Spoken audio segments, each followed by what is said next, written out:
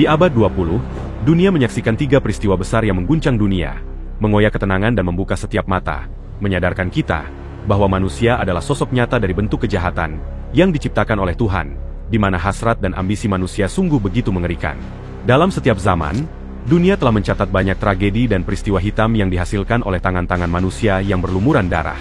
Pada video kali ini, kita akan menyelami dan mengungkap kembali 3 peristiwa penting yang telah mencetak namanya dalam setiap lembar buku sejarah, dan mengubah wajah dunia selamanya.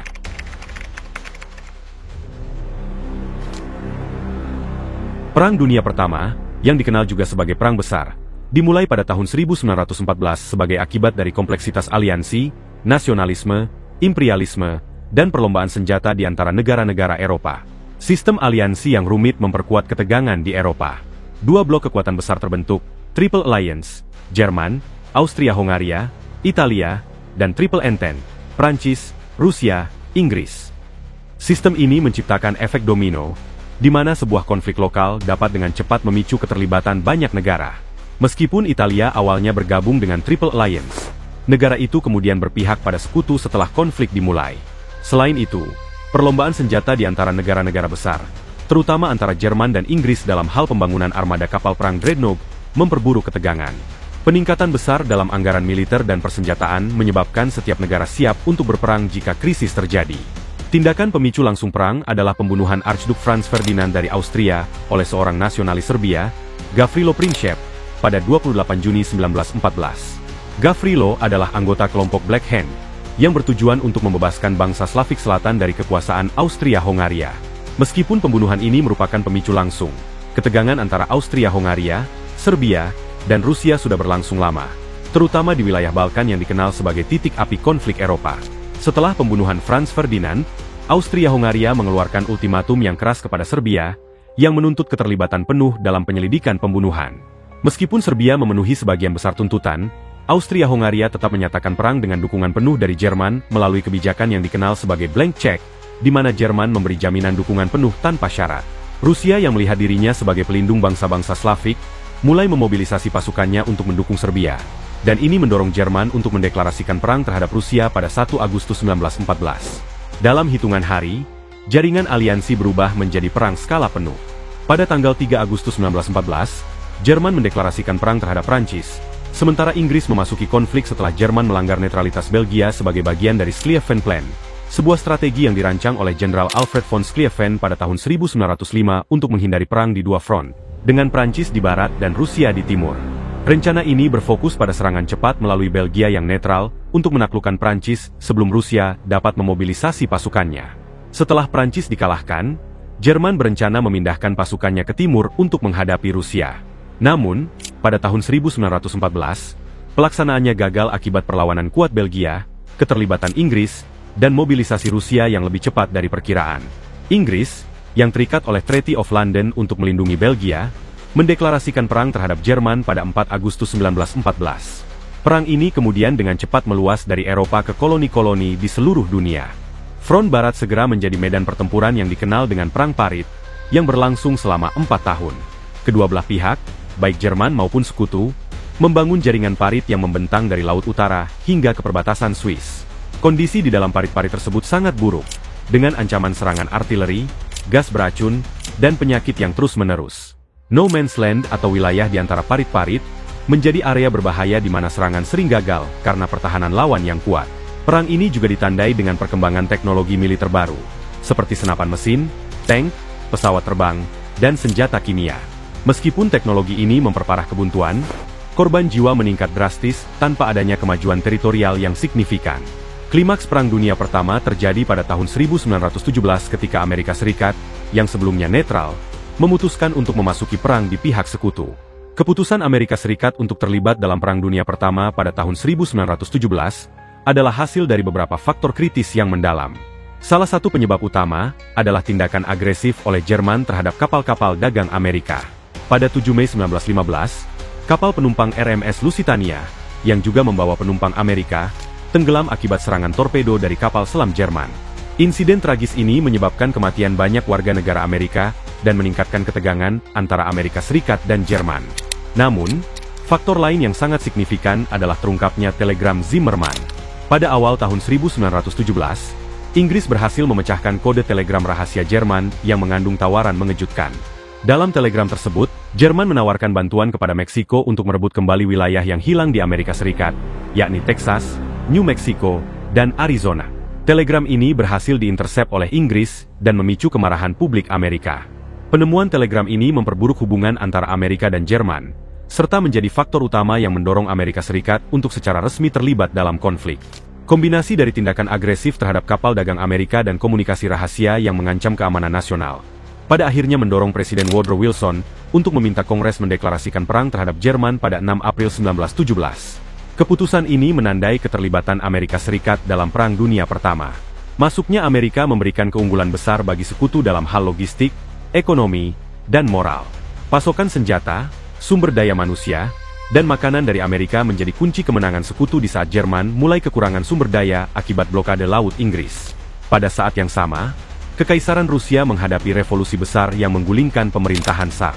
Pada tahun 1917, revolusi Rusia menyebabkan penarikan Rusia dari perang setelah menandatangani perjanjian Brest-Litovsk dengan Jerman pada Maret 1918. Perjanjian ini sangat merugikan Rusia, karena mereka harus menyerahkan wilayah yang luas kepada Jerman, termasuk Polandia, Ukraina, dan wilayah Baltik. Perang Dunia Pertama berakhir pada 11 November 1918, ketika Jerman setuju untuk menandatangani gencatan senjata setelah kekalahan militer yang tidak dapat diperbaiki di front barat. Kekaisaran Jerman, Austria-Hongaria, dan Ottoman, serta kerajaan Bulgaria, semuanya runtuh dalam kekacauan perang. Kekaisaran Austria-Hongaria dan Ottoman pada akhirnya bubar, menciptakan peta politik baru di Eropa dan Timur Tengah. Perjanjian Versailles pada tahun 1919 menandai akhir resmi perang, tetapi juga meninggalkan dampak yang sangat besar terhadap Eropa. Pasal 231 dari perjanjian itu, yang dikenal sebagai War Guilt Clause, memaksa Jerman untuk menerima tanggung jawab penuh atas perang dan membayar reparasi yang sangat besar kepada sekutu. Syarat-syarat berat ini menyebabkan ketidakpuasan di Jerman, dan akhirnya berkontribusi pada kebangkitan ekstremisme politik, serta munculnya Partai Nazi yang dipimpin oleh Adolf Hitler.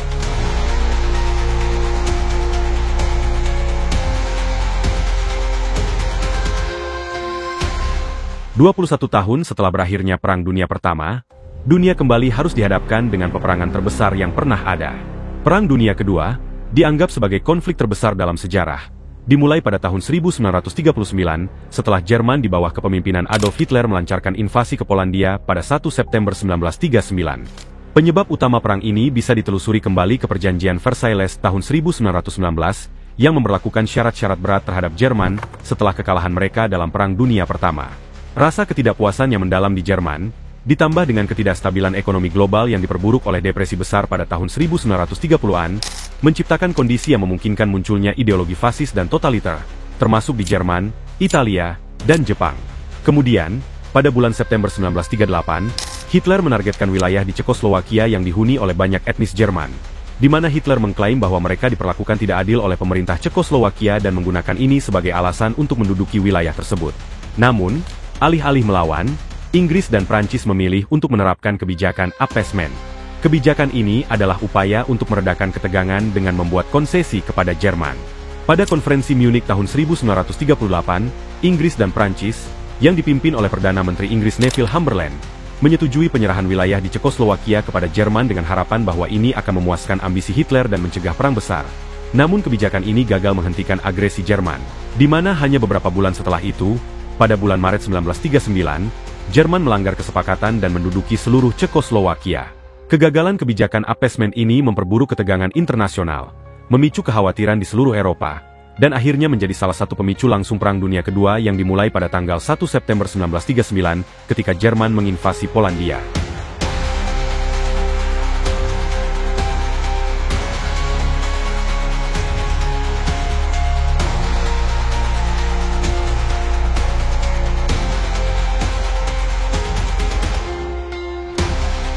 Perang secara resmi dimulai setelah Inggris dan Prancis menyatakan perang terhadap Jerman pada 3 September 1939 sebagai tanggapan atas invasi Polandia. Invasi ini menjadi titik awal taktik Blitzkrieg yang digunakan oleh Jerman, di mana mereka meluncurkan serangan cepat dan efektif menggunakan kekuatan udara dan darat secara bersamaan untuk mengalahkan musuh dalam waktu singkat. Aliansi yang terbentuk selama Perang Dunia Kedua terdiri dari dua kubu utama, Blok Poros, Jerman, Italia, dan Jepang, dan Blok Sekutu, Inggris, Uni Soviet, Amerika Serikat, Prancis, serta banyak negara lainnya, di mana pada tahun-tahun awal perang, blok poros mendominasi Eropa. Jerman berhasil menduduki Polandia dalam beberapa minggu, kemudian melanjutkan kampanye militernya ke Denmark, Norwegia, Belgia, Belanda, dan Prancis pada tahun 1940, di mana Prancis pada akhirnya jatuh dengan cepat pada tanggal 22 Juni 1940, sementara Inggris, di bawah kepemimpinan Perdana Menteri Winston Churchill, tetap bertahan meskipun menghadapi serangan udara besar-besaran dalam pertempuran Britania. Pada tahun 1941, perang semakin meluas dengan keterlibatan Uni Soviet dan Amerika Serikat. Di bulan Juni 1941, Jerman meluncurkan Operasi Barbarossa, invasi besar-besaran ke Uni Soviet, yang akhirnya gagal karena perlawanan sengit Tentara Merah dan kondisi musim dingin Rusia yang brutal. Sementara, masih di tahun yang sama di bulan Desember, Jepang menyerang pangkalan Angkatan Laut Amerika Serikat di Pearl Harbor, yang menyebabkan Amerika Serikat secara resmi masuk dalam perang di pihak sekutu. Titik balik dalam Perang Dunia Kedua terjadi pada tahun 1942 dan 1943. Di front timur, pertempuran Stalingrad menjadi salah satu pertempuran paling berdarah dalam sejarah dan mengakhiri serangan Jerman di Uni Soviet.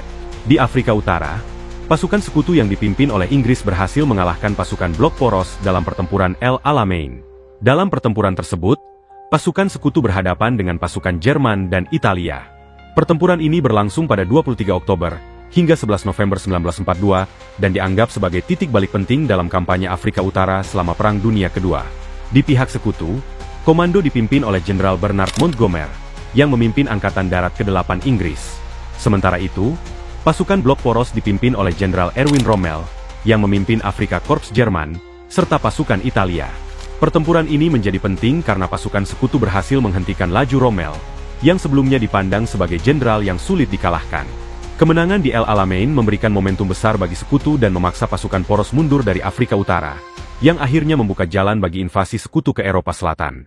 Sementara itu, di front Pasifik, Amerika Serikat berhasil meraih kemenangan penting di pertempuran Midway, yang mengubah arah perang melawan Jepang. Pada tahun 1944, sekutu membuka front baru di Eropa Barat melalui invasi Normandia pada 6 Juni. Invasi ini menandai awal dari serangan balasan besar-besaran terhadap Jerman di Eropa. Sementara itu, di front timur, Tentara Merah Soviet terus meraih kemenangan besar atas pasukan Jerman, dan terus maju mencapai Berlin setelah kemenangan penting di pertempuran Stalingrad dan Kursk. Pertempuran Berlin adalah pertempuran terakhir di front Eropa selama Perang Dunia Kedua, dan merupakan klimaks dari invasi sekutu ke wilayah Jerman. Ini adalah upaya terakhir pasukan Nazi untuk mempertahankan ibu kota mereka melawan serangan besar-besaran dari Tentara Merah Soviet yang datang dari timur. Pada 20 April 1945, bertepatan dengan hari ulang tahun Adolf Hitler yang ke-56 tahun, Tentara Merah mulai mengepung Berlin dari beberapa arah, dengan melancarkan serangan dari utara, timur, dan selatan. Ketika Tentara Merah memasuki Berlin, mereka menghadapi perlawanan sengit dari pasukan Jerman yang tersisa, termasuk Wehrmacht, SS, dan unit Hitlerjugend, yaitu organisasi pemuda Hitler. Pertempuran berubah menjadi pertempuran jalanan yang brutal, dengan pertempuran di setiap blok, gedung, dan bahkan saluran bawah tanah kota. Rakyat sipil, termasuk anak-anak dan orang tua, juga dipaksa untuk bertempur. Dalam pertempuran yang tiada henti, kota Berlin mengalami kehancuran besar akibat bombardir artileri Soviet dan serangan udara. Pasukan Soviet semakin menekan pertahanan Jerman yang sudah lemah dan kekurangan amunisi, serta pasukan yang banyak telah gugur. Melihat situasi yang semakin mencekam, Hitler dan stafnya berlindung di Führerbunker di bawah tanah kota Berlin. Di sini, Hitler menerima laporan mengenai kemunduran pasukannya dan menyadari bahwa kekalahan tak lagi bisa dihindari. Akhirnya, pada 30 April 1945, Adolf Hitler memutuskan untuk bunuh diri. Setelah perlawanan Jerman yang semakin melemah, pada 2 Mei 1945, Jenderal Helmut Weidling, komandan terakhir pertahanan Berlin, menyerah tanpa syarat kepada Tentara Merah, yang secara efektif mengakhiri pertempuran di Berlin. Setelah jatuhnya Berlin dan penyerahan tanpa syarat Jerman pada 8 Mei 1945, dikenal sebagai Victory in Europe Day di Sekutu Barat, namun diperingati pada 9 Mei di Uni Soviet karena perbedaan zona waktu, perang di Eropa secara resmi berakhir. Di Eropa Barat, perayaan ini dimulai pada 8 Mei, ketika berita tentang penyerahan Jerman diumumkan, menandakan berakhirnya 6 tahun perang di benua tersebut. Penyerahan resmi sebenarnya ditandatangani pada malam 7 Mei 1945 di Reims, Prancis, oleh Jenderal Alfred Jod atas nama Jerman. Tetapi informasi ini baru diumumkan secara luas keesokan harinya, pada tanggal 8 Mei. Namun, Perang Dunia Kedua belum sepenuhnya usai karena konflik masih berlanjut di Pasifik antara Sekutu dan Jepang. Puncaknya, menghadapi perang yang tak kunjung berakhir dan jumlah korban yang terus meningkat, Amerika Serikat mengambil langkah drastis dengan menjatuhkan bom atom di Hiroshima pada 6 Agustus dan di Nagasaki pada 9 Agustus 1945. Serangan ini menghancurkan kedua kota tersebut dan segera memaksa Jepang untuk menyerah tanpa syarat pada tanggal 15 Agustus 1945. Sekaligus mengakhiri Perang Dunia Kedua secara global, meskipun penyerahan resmi baru ditandatangani pada 2 September 1945 di atas kapal USS Missouri.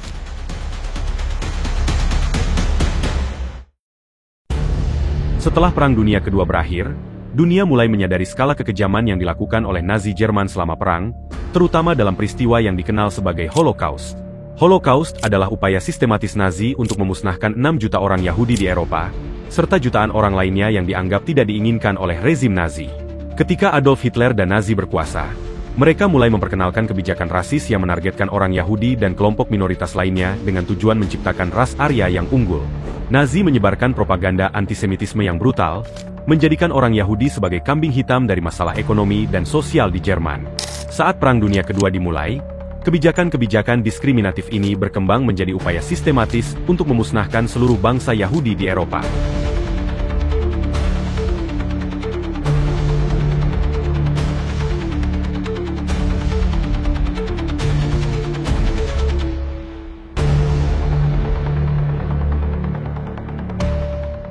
Pada tahun 1941, rezim Nazi mulai menerapkan solusi akhir, yaitu rencana besar-besaran untuk memusnahkan orang Yahudi yang diangkut ke kamp konsentrasi dan kamp pemusnahan di seluruh Eropa, di mana jutaan nyawa diakhiri di kamar gas, melalui kerja paksa, kelaparan, dan penyiksaan. Kamp-kamp seperti Auschwitz-Birkenau, Treblinka, dan Sobibor menjadi pusat pembunuhan massal, sementara Nazi terus menyembunyikan kekejaman mereka dari dunia luar. Di kamp-kamp ini, penderitaan manusia mencapai titik terendah. Keluarga-keluarga dipisahkan, jutaan pria, wanita, dan anak-anak dibunuh tanpa ampun. Selain orang Yahudi, kaum Rum, penyandang disabilitas, lawan politik, dan kelompok minoritas lainnya juga menjadi korban genosida Nazi. Tragedi ini menjadi salah satu kejahatan kemanusiaan terbesar yang pernah ada. Pada tahun 1944, ketika Sekutu mulai membebaskan wilayah yang dikuasai oleh Jerman, kebenaran tentang Holocaust perlahan mulai terungkap ke dunia. Tentara Soviet dan Sekutu Barat menemukan kamp-kamp konsentrasi yang penuh dengan mayat dan korban yang selamat dalam kondisi mengerikan. Setelah berakhirnya Perang Dunia Kedua, pembebasan para penyintas Holocaust menjadi prioritas kemanusiaan. Namun banyak dari mereka tidak memiliki rumah untuk kembali karena kota-kota mereka telah hancur dan keluarga-keluarga terpecah belah. Pasca perang, ribuan penyintas Holocaust hidup di kamp-kamp pengungsi yang dikelola oleh Sekutu. Akan tetapi, situasi di kamp-kamp ini seringkali tidak jauh lebih baik, karena banyak dari mereka masih menderita kelaparan dan trauma emosional. Kesadaran akan perlunya tempat yang aman bagi mereka yang selamat akhirnya mendorong upaya pengungsian besar-besaran. Ribuan penyintas Holocaust kemudian beremigrasi ke berbagai negara seperti Amerika Serikat, Kanada, Australia, dan beberapa negara di Amerika Selatan. Namun, salah satu pengungsian terbesar adalah ke Palestina, yang kemudian menjadi negara Israel pada tahun 1948.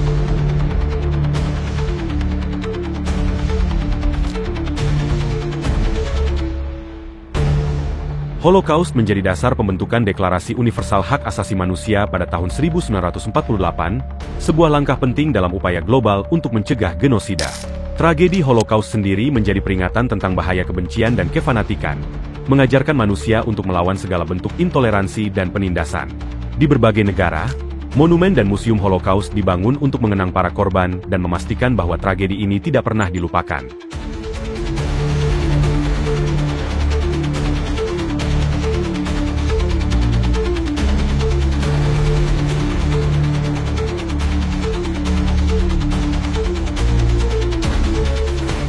Perang Dunia Pertama, Perang Dunia Kedua, dan Holocaust adalah simbol nyata dari kejahatan yang lahir dari ambisi manusia yang tak terkendali. Jutaan orang terbunuh, kota-kota, dan nilai-nilai kemanusiaan hancur di tengah kekacauan yang diciptakan oleh tangan-tangan manusia. Pembantaian Holocaust, sebagai contoh paling mengerikan, memperlihatkan bagaimana manusia bisa berubah menjadi pembunuh tanpa belas kasihan, menyingkirkan jutaan orang hanya karena perbedaan ras atau keyakinan. Tragedi ini bukan sekadar kenangan masa lalu, tetapi peringatan tentang apa yang mungkin bisa saja kembali terjadi jika kebencian dan ambisi kembali menguasai suatu golongan. Masalahnya bukan sekadar sejarah kelam, melainkan kenyataan bahwa jika ancaman tersebut masih ada, maka ambisi kekuasaan dan kebencian terhadap sesama masih akan terus tumbuh. Kemajuan teknologi yang pesat, dan perlombaan senjata, serta ketidakstabilan politik memperlihatkan bahwa dunia saat ini tidak kebal terhadap kesalahan di masa lalu. Tak ada yang salah dengan hal tersebut. Namun tanpa disadari, banyak yang sudah memprediksi bahwa tragedi serupa, atau bahkan yang lebih mengerikan, hanya menunggu waktu untuk kembali terjadi. Ancaman Perang Dunia Ketiga bukanlah sekadar teori yang jauh dari kenyataan. Dengan teknologi militer yang lebih canggih dan senjata pemusnah massal yang lebih mematikan daripada bom atom yang dijatuhkan di Hiroshima dan Nagasaki, maka perang berikutnya dapat dipastikan akan menghancurkan seluruh bangsa dalam hitungan detik. Beberapa perkiraan menunjukkan bahwa miliaran orang bisa tewas dalam waktu singkat akibat ledakan dan radiasi, yang sekejap dapat langsung menghilangkan sebagian besar populasi manusia. Tak sampai di situ, setelah ledakan nuklir, abu dan debu yang dilepaskan ke atmosfer akan menghalangi sinar matahari, yang langsung menurunkan suhu global secara drastis dan menyebabkan gagal panen di seluruh dunia, yang mana hal ini akan menciptakan krisis pangan, dan bisa membunuh jutaan manusia yang masih selamat dari peristiwa ledakan nuklir pertama. Simulasi menyebutkan bahwa dalam skenario seperti ini, populasi manusia di dunia bisa menurun drastis hingga 80%. Tanpa kita sadari, manusia adalah makhluk paling sempurna yang memiliki kemampuan mengerikan untuk menghancurkan dan melenyapkan sesama, tanpa campur tangan makhluk lain.